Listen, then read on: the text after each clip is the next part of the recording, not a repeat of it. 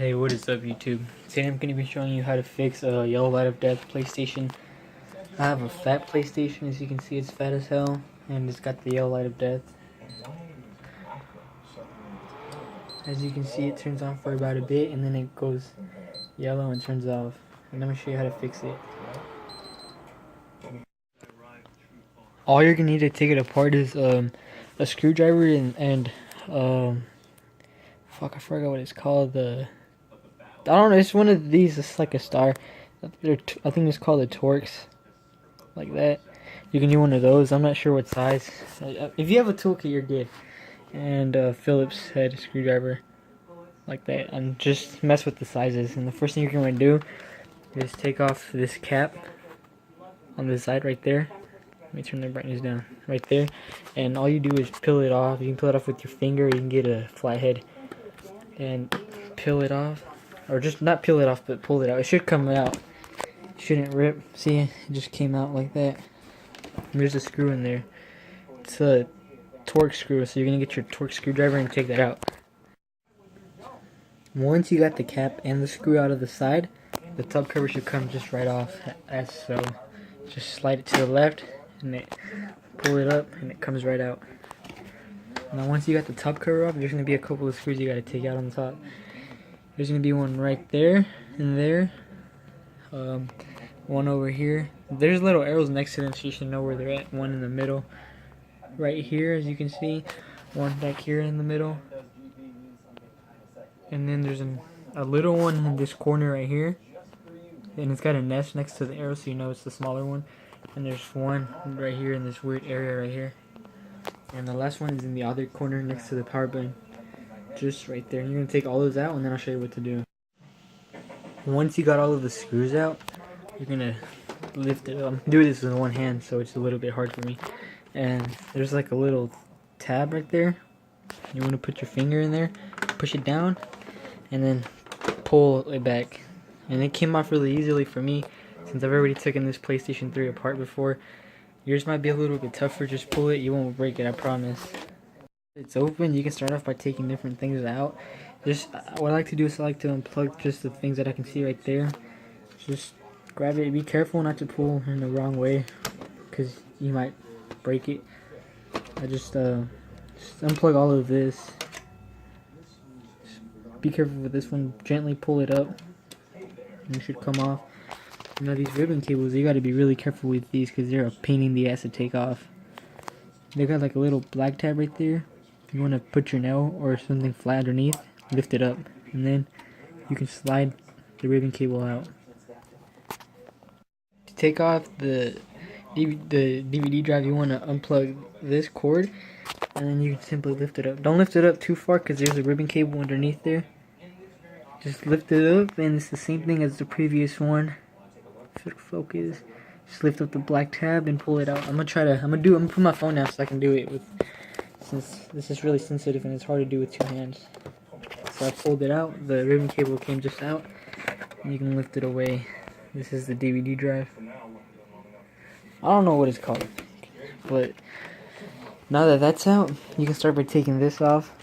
There's two screws, one right there and one right there. Just take this off. Make sure to unplug the ribbon cable and this black cord from it, and then you can pull it out.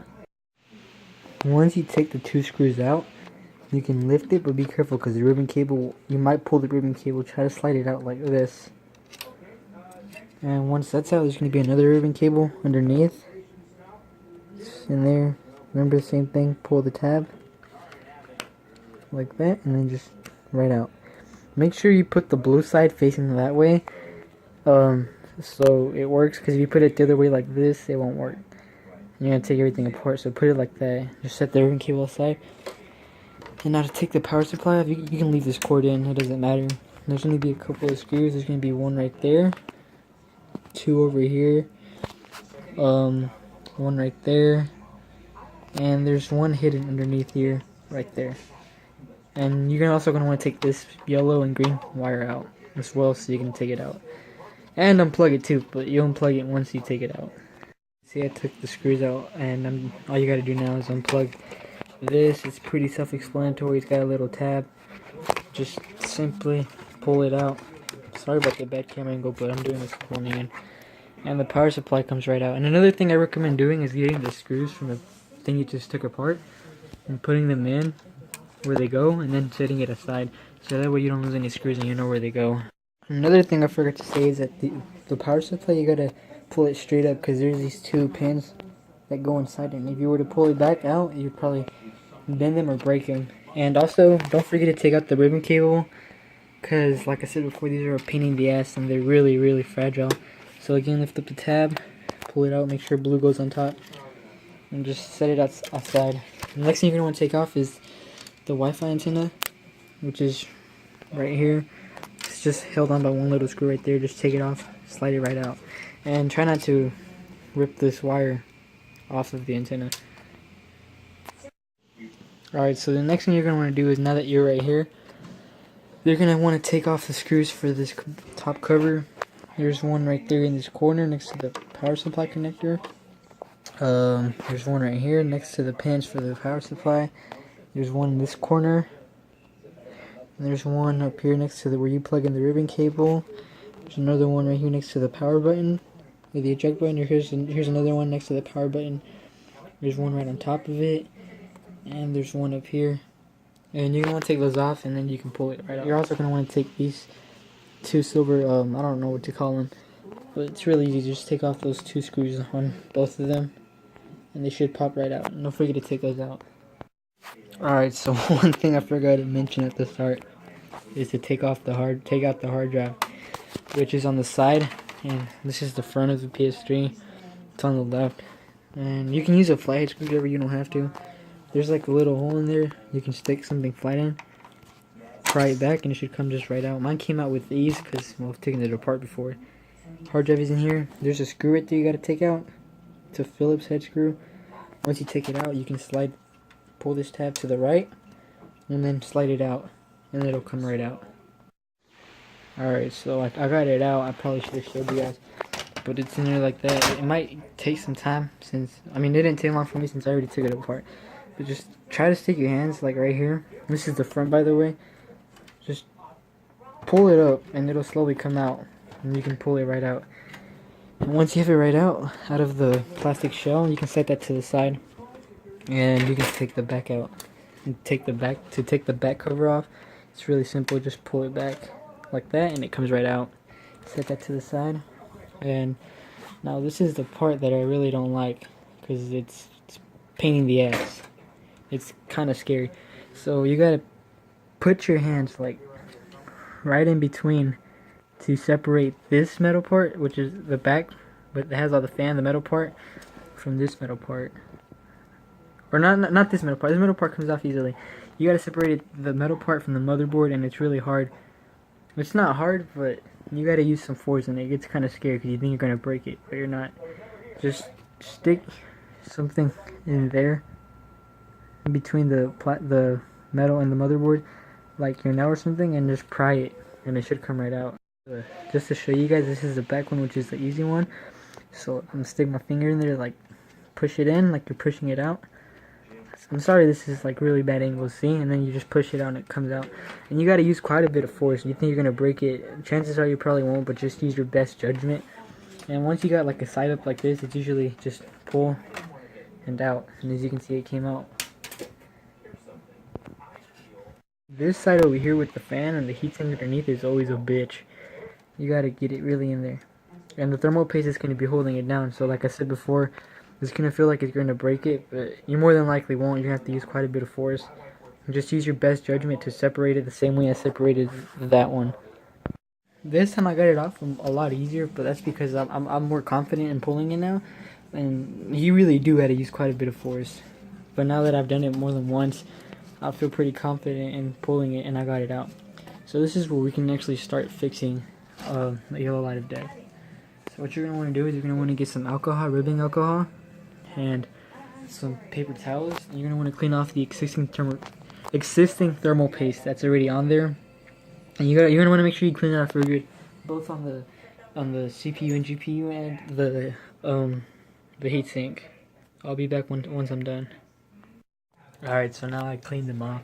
they're not as clean as they should be, but I don't really care about this PlayStation because, well, so you only do this so many times before it doesn't work anymore. But they're clean enough. And now you're gonna get you're gonna need a heat gun. I probably should have said that at the start.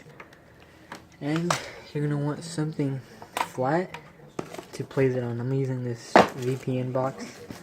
You want this so the solder from the CPU and GPU doesn't run off the side and damage it even more. You could use the floor, but I don't want to mess up the floor, so I got it on this. And what you're gonna do is you're gonna get the heat gun, and you're gonna go like this for about 30 to 40 seconds. You're gonna want to heat up all this right here, starting from here. Just make like a little square like that, and do it for both of them, each for 30 to 40 seconds. Alright, I just finished. Another thing you want to keep in mind is once you're done with the heat gun, let it cool down completely, and don't move it at all because you could damage it even more. And the way I held the heat gun is about this high, just like that. I put it on high too, and I'm just gonna let it cool down, and I'm gonna get back with y'all once it's done. Now that you have waited for it to cool down, you're gonna want to put thermal paste on the CPU and the GPU, and you're also gonna want to clean the heatsink. Once you do that and you put the thermal paste on here, you can begin putting the PlayStation back together and testing it out, and I'll show you guys once I'm done the results I get. Hey, on a quick side note, I would recommend doing a 12-volt fan mod to your fan to make it spin as fast as possible. And it's going to be loud as hell, but it'll extend the life of your PlayStation dramatically. And normally these 3 wires would be connected, the black, brown, and gray. But what you do is you snip the gray one and the brown one, and you connect the end of the gray one that connects to the fan, which is this one. You connect it to the brown one. You leave the brown one connected, you just gotta cut it to where you can connect it to the gray one. And just connect them together. You can leave this one there, or you can cut it off and then connect it back. Alright guys, so I've got it all put back together. Everything's plugged in, and I'm gonna show you that it works. And you guys can also hear the 12-volt fan mod.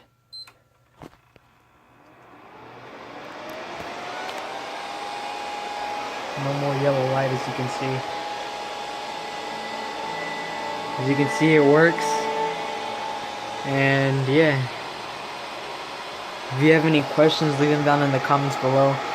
If you want me to make a tutorial on how to do the 12-volt fan mod, let me know in the comments below as well. Thanks for watching, and this is how to fix your yellow light of death PS3.